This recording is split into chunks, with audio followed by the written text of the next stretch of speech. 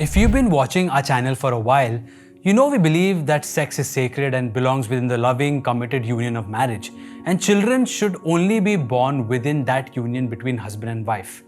It's not about being old-fashioned or setting arbitrary rules. It's about honoring the gift of life and respecting God's design. But what happens when children aren't born of love but bought through contracts? When they are something you believe you're entitled to, something you're willing to obtain at any cost. One increasingly common part to that is surrogacy.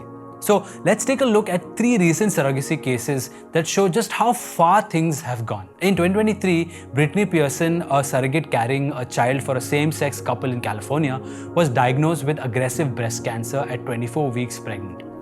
Doctors recommended early delivery so she could begin urgent treatment, but the intended parents refused and pressured her to have an abortion, even threatening her when she expressed concern for the baby. Under California law, they already had full legal parenthood before birth, leaving Britney powerless. The baby was born at 25 weeks, a stage where survival is highly possible with modern medicine, but was deliberately denied care and left to die. Why? Because the child was no longer wanted. To the couple who had paid for the child, it had no value. This wasn't just a tragedy, it was a deliberate disposal of a human life.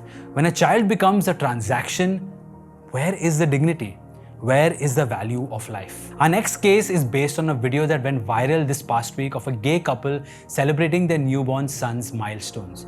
What seemed innocent at first quickly took a very disturbing turn. One of the men, Brandon Michelle, was revealed to be a registered child sex offender with convictions dating back to 2016. This raises serious questions. How did someone with that kind of a record gain legal access to a child through surrogacy? Can anyone obtain a baby as long as they have the money? Even more disturbing is how this mirrors a case from just last year. Dr. Stafford King, a well-known vet and dog show judge, had planned to sexually assault a newborn he was expecting via surrogacy with his husband. FBI investigations revealed he had been distributing child pornography and allegedly drugging children to abuse them. Thankfully, federal agents raided his home and arrested him before he could travel to California to receive the baby he had purchased.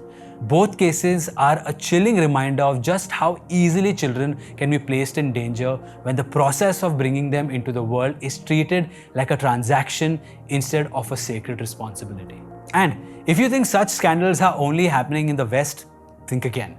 In Hyderabad, India, a massive baby-selling and illegal surrogacy racket was busted earlier this week, exposing just how deep the exploitation runs when children are treated like products.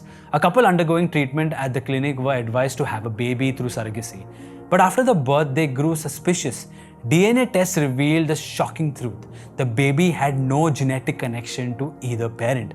As police dug deeper, the scale of the abuse became clear.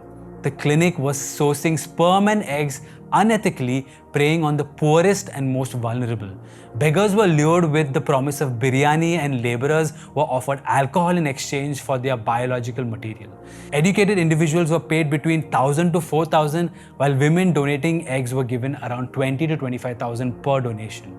Meanwhile, the clinic made massive profits, charging desperate childless couples anywhere between 20 to 30 lakhs for fertility treatments.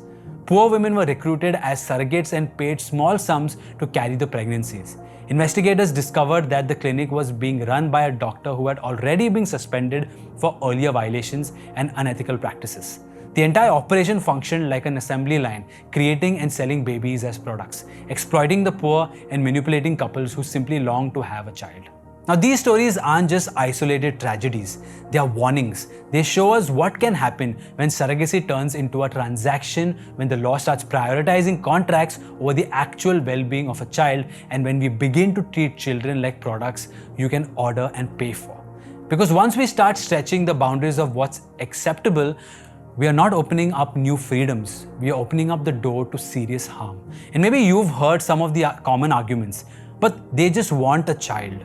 Sure, the desire might be real, even loving, but good intentions don't cancel out the consequences. When people are treated like objects, even with the best intentions, terrible things can still happen. A contract doesn't guarantee love or safety. Or you must have heard this, it's helping infertile couples. Yes, infertility is heartbreaking and couples struggling through it deserve empathy. I know a few people who are struggling with this. But technology isn't automatically good just because it exists.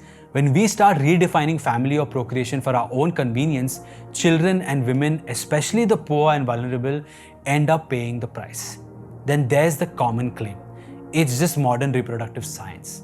But science without ethics doesn't lead to progress. It leads to people being used. And let's be honest, it's not always about infertility. In many cases, especially among celebrities and the ultra wealthy, surrogacy is chosen simply out of convenience. Some don't want to take a break from their careers, others want to avoid the physical changes of pregnancy or the demands of childbirth. Whatever the reason, the message is the same.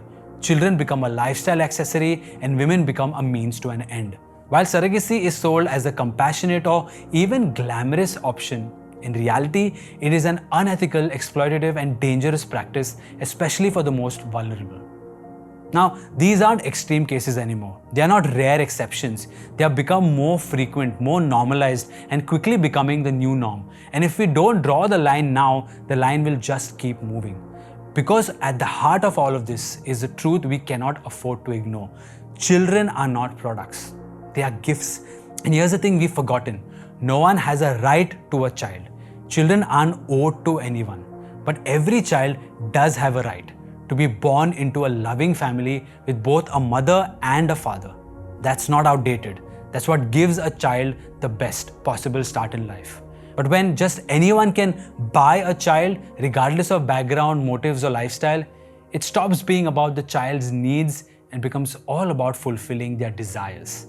And in many cases, especially with same-sex couples or single buyers, it's not about what's best for the child.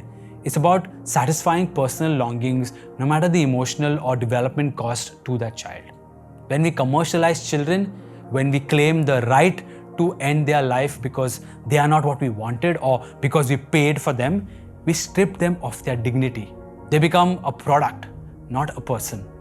And that is not compassion. That seems like control. And it's a path that leads us far from love and even farther from justice. God's design for family and procreation isn't just a religious tradition. It's a safeguard. It's what keeps people at the center and protects the most vulnerable. But when we ignore that design, life becomes a transaction, and the ones who suffer most are the ones who will have no say at all. So, what do you think about this? Even with good intentions, can surrogacy ever truly reflect God's design, or is it bound to be misused and exploit the vulnerable? Let us know in the comments below. And if this video was helpful, make sure to like, share, subscribe, and hit that bell notification to stay updated with our channel. Until next time, stay unapologetically Catholic.